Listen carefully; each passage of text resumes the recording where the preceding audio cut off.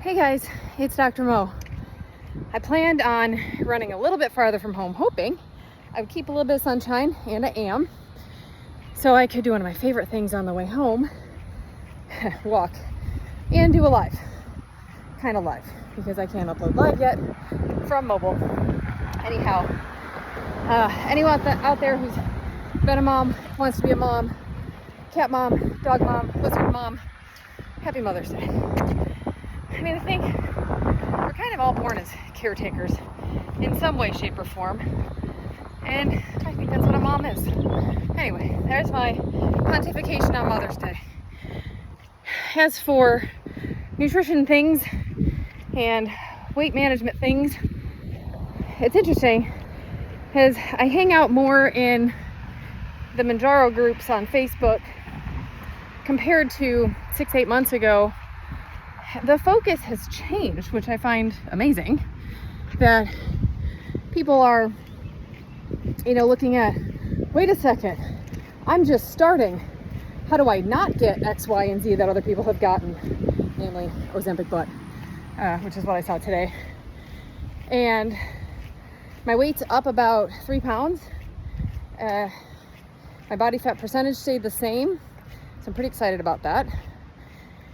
And that's my story. That's I still have Ozempic butt, but it was never great before. It was just fat. Anyhow, I'm working on it. Consistency. And I think a lot of people are seeing, I don't know, different. Everyone's got a different perspective, right? I posted on that today, actually. But I did a couple lectures today. My arms get tired, so I keep having to switch hands. But I did a couple lectures today, and one of them was on a bunch of combination therapies with medications for weight management. And the first lecture I did was on the STEP trials for semaglutide, which was really good information. And he talked about how obesity is a chronic, relapsing biological disease. And I just thought, my old brain says, you mean it's not a moral failing? I'm just not, my willpower wasn't enough. I'm just not capable. Now, you do have to have a bit of willpower in here, because this week I've had to really ditch almost all, if not all, I try not to think about it really, recreational sugar. I do sweetened protein shakes. I'm working hard not to be fanatical, because I'm a big on or off kind of person. And so for me, it takes willpower, because there are times when I have no appetite from tirzepatide. I'm full, my stomach hurts. Not just I have no appetite, my body does not need food. And my stomach is actually not comfortable because I'm full. Yet my brain still wants sugar. It wants its drug, and it wants it now. So I have to call on other resources in those times. And historically, I've given in, and then I've just lamented it afterwards and beat myself up and blah, blah, blah. Well, this week, for the first time that I can really remember that I'm not necessarily white knuckling, I'm actually choosing to do something different. So I'm pretty excited about that, because I can't give away something I don't have. And so this is one of the last pieces of things. And am I going to be perfect? Yeah, God, I wish, right? But no, it's pieces of things I'm putting into play. And I broke down, bought the Headspace app, because that's another thing that I really need to start doing. I need to create space between stimulus and response. Thank you, Viktor Frankl. So that's my week this week. It's Sunday, so I'm finishing up. I'll do a little strength when I get home, and then be done with workouts. Actually, I'll probably do kid homework when I get home, and then do strength after that, because I'm going to eat the frog. I'm dreading the kid homework, so I just really sit there for moral support and try not to be overbearing. It's kind of like me on here. Oh yeah, speaking of which, this is general advice, not medical advice. Nothing in my videos construes a patient-doctor relationship. It's a bunch of my experience, because what I've learned in the 1,000+ patients we've treated so far is that I'm not alone, and you aren't either. And you might not have every battle I have, but you sure as crap have one of them. And if I can help you get past that one, bonus. That's why I get out here. You know, how many people can I help today? I don't know. But the cool thing is, if I get on here and it's free, like it is, I can help more. All right. I think that's kind of all I wanted to say. I was excited that I gained some not fat, hashtag not fat. I gained both a little bit, you know, because the ratios are the same. But I needed to put on a couple of pounds, and I've dialed in the dose so I can do that. You know, I'm still pretty much at the same dose I was on where I stopped losing.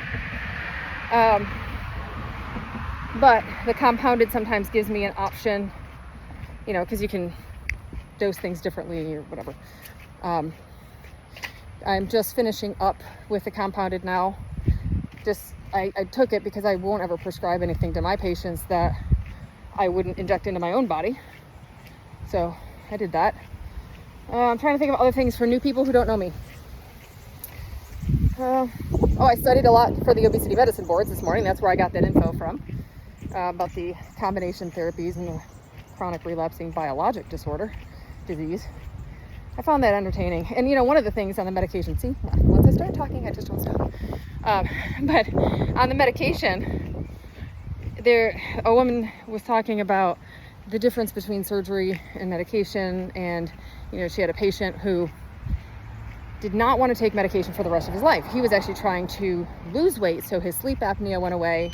He didn't have to use CPAP any longer. His hypertension went away, so he didn't have to use high blood pressure meds anymore. And his diabetes went away, so he didn't have to take those medicines.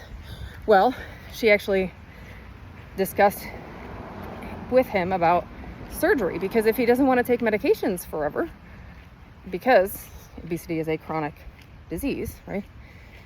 The way insurance and such works, she recommended surgery first. Which it's unfortunate that we have to kind of work within, you know, insurance, but we do have to work within reality, right? I mean, not everyone can plunk down 20 grand for a Roux-en-Y. Not everybody wants to. Not everybody can plunk down $1,100 or $950, $976 at the cheapest for Mounjaro. I'm wondering what the weight loss brand of that drug will be, because I hope it's a better name. I hope it's something. Can they make it please short and easy to pronounce? Anyway, come on, get it out here, please, because I'd really like, and I want it to be marketed for long-term weight management. Now, it does say in Hippocrates, one of the indications for Mounjaro is chronic obesity, chronic weight management. I don't know, something chronic. So I thought that was a step in the right direction, because I'm sure as crap not obese, and I'm sure as crap not going off. So, you know, dance with the one who brought you. My biology is changed by the medication. Maybe someday it won't, you know, it will change it permanently. But, you know, even with the liraglutide that's been out kind of the longest, since 2014, as a weight loss injection, you know, I don't know long-term. I wish they had done long-term studies with people on that, like if they stayed on it, if it would continue the slow weight loss, because it's like 15%, which was pretty damn good. I'm not injecting myself every day. I don't know, I shouldn't say that, because if I had to, I would. I'd prefer not, but if I had to, I would. I just wonder if liraglutide does anything for the food noise. It's Saxenda, Victoza if you're diabetic, but Saxenda if you're using it for weight loss, which I would appreciate. If you have been on Saxenda, throw me a note in the comments, and let me know if it calmed down the food noise. Because this lecturer today, she was really good, and she was actually talking about, hey, listen, you know what? I don't have any qualms about starting people on GLP-1 and Contrave at the same time. You know, if they need help, they need help. Don't wait chronologically to do it. Get it done. And, you know, you have to obviously mitigate side effects and watch that. But if you can tolerate a GLP-1, shoot, it made me really rethink. You know, I'm huge on first do no harm, but this isn't going to harm people. So it was a great lecture, and thanks for letting me share. All right, we'll chat soon. Have a great Sunday, and happy Mother's Day.